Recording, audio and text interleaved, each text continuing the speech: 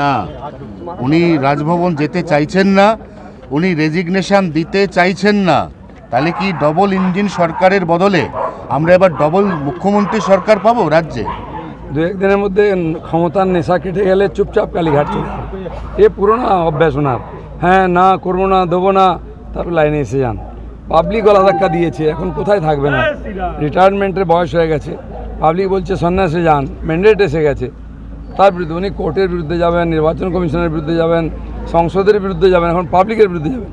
জীবনে উনি কাউকে বিশ্বাস করেননি, পাবলিককে বিশ্বাস করেননি, এখানকার ভোটারকে, তাই ফলস ভোট দিতেন।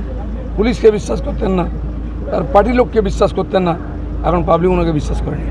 এই ক্ষেত্রে যেটা আপনি একটা টার্ম ইউজ করেছিলেন, ওই টার্মটা একবার আপনার কাছ থেকে শুনতে চাই। শাড়ি পরা। হ্যাঁ, শাড়ি পরা ডোনাল্ড ট্রাম্প তার একদম জীবন্ত নমুনা। আর আজ আমি বলিনি, 2 বছর আগে বলেছি যে ট্রাম্প যেদিন নাটক করছিলেন যে আমি ছাড়বো না, আমি হারিনি, লোকজনকে রাস্তায় নামিয়েছিলেন, সেদিন আমি বলেছিলাম আমাদের এখানে শাড়ি পরা ট্রাম্প আছেন, ইনি হারলেও ক্ষমতা ছাড়বেন না। দেখুন সেটা ঠিক হয়েছে, আর ওনার মতো ইনাকেও জিতে। 4 জনের নাম মুখ্যমন্ত্রী হিসেবে তীব্র জল্পনায় উঠে আসছে, তার মধ্যে আপনার নামটা আছে। যতক্ষণ না হচ্ছে আপনার নামটাও ঢুকিয়ে দিন, কিচ্ছু করেন না, জল্পনা করতে কি আছে, লটারি করবো। দাদা, ন্যাজাক থানার ওসি সহ যেভাবে পোস্টপোন ভায়োলেন্স হচ্ছে, পুলিশের কাছে তো পুলিশও আক্রান্ত হচ্ছে। কোনো ভায়োলেন্স হয়নি। আমি খড়গপুরে বলতে পারি টিএমসির লোকেরা টিএমসির অফিস ভাঙছে, দখল করছে, মারছে। জোর করে পুলিশ দিয়ে লোককে টিএমসি করানো হতো। তারা 5 বছর নয় 15 বছর অত্যাচার সহ্য করেছে। জনরোষ কাকে বলে দেখে নিন, এখনও হয়নি। আমরা বলেছি হিংসা নয়। কথায় কথায় টিএমসির নেতারা কুণাল ঘোষ, ববি হাকিম বলতে এটা জনরোষ, আমাদের লোক মার খেলে। আমি বলবো একবার জনরোষ দেখাবো, যে গায়ে কাপড় থাকবে না, চামড়া থাকবে না। সেই জন্য সাবধান থাকুন। আপনার খোকাবাবু যে ডায়লগ দিয়েছে 4 তারিখের পরে কোন দিল্লির বাপ দেখে নেবে, তোর বাপ কোথায়? তোদেরকে কে দেখবে? তোদের তো বাপই ছিল না কোনোদিন, মাই ছিল খালি। বড় কথা বলিস, বিজেপি বলে বেঁচে আছো, নাহলে সব গাছে টাঙা হতো।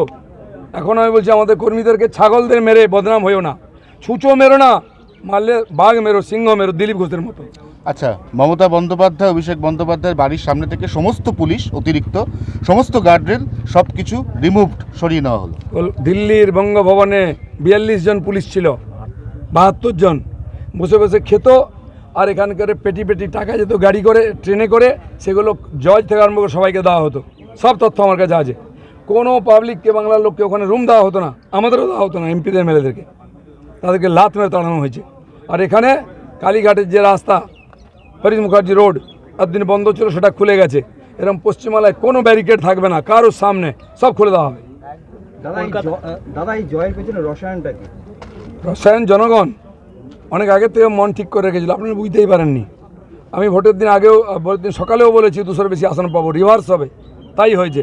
যে মানুষের সঙ্গে থাকে, মানুষের মনের কথা বোঝে, সে জানে মানুষ কত কষ্টে ছিল। এই মহিলাদের উপর অত্যাচার, এই লুটপাট, এমন কোনো বাংলায় মানুষ নেই যাকে লুট করা হয়নি, অত্যাচার করা হয়নি। সরকারি যোজনার টাকা থেকে আরম্ভ করে জমি, বাড়ি, দোকানপাট, সব জায়গায় লুট করা হতো। স্কুলে বাচ্চা ভর্তি করুন, পয়সা দিন। হসপিটালে বয়স্কদের ভর্তি করুন, টাকা দিন। এতে আপনি শ্মশানে যান, সেখানেও টাকা দিন। মানুষ যাবে কোথায়? তাই মানুষ এটা করতে বাধ্য হয়েছে। যেখানে কোনোদিন ভাবিনি জিতবো, সেটা জিতেছি। প্রথম সিট জিতলাম, আমরা কাঁদি, কোনোদিন আলোচনা করা হয়নি, কিন্তু জিতেছি। যখন জনতা জনার্দন খেপে যায়, এরমই করে। সেই জন্য মমতা ব্যানার্জি বুঝতে পেরেছেন জনতার মুড, চলে যান, নাহলে আপনাকে গলা ধাক্কা খেতে হবে। কলকাতা নিউটাউনে গতকালকে একজন বিজেপি মারা হয়েছে, তৃণমূল কর্মীরা খুন করলো। সেই জন্য অভ্যাসটা পাল্টান। আমরা 300 জনকে মারার পরে চুপ করে আছি, কিন্তু যদি 1 to 2 করি তাহলে কতটা লাশ পড়বে? এখনও পাল্টাচ্ছেন না, কিন্তু পাল্টাতে বেশি দিন। দিলীপ ঘোষকে ওখানে দাঁড়াবে, সামনে দাঁড়িয়ে থেকে বাকি যা করাবো। আমি এখনও বলছি, বাধ্য করবেন না। আচ্ছা, যুদ্ধ শেষ, এবার পরবর্তী ভাবনা চিন্তা কি? শান্তি হবে, শান্তি পর্ব শুরু হবে, উন্নয়ন হবে, নতুন বাংলা হবে। দিলীপ ঘোষকে কি মুখ্যমন্ত্রী বলে দেখা যাচ্ছে? এগরার স্ট্রং রুমের সামনে ধুন্ধুমার কাণ্ড, পুলিশি মদতে পটাশপুরের বিজেপি প্রার্থী ভিতরে যাওয়ার অভিযোগ।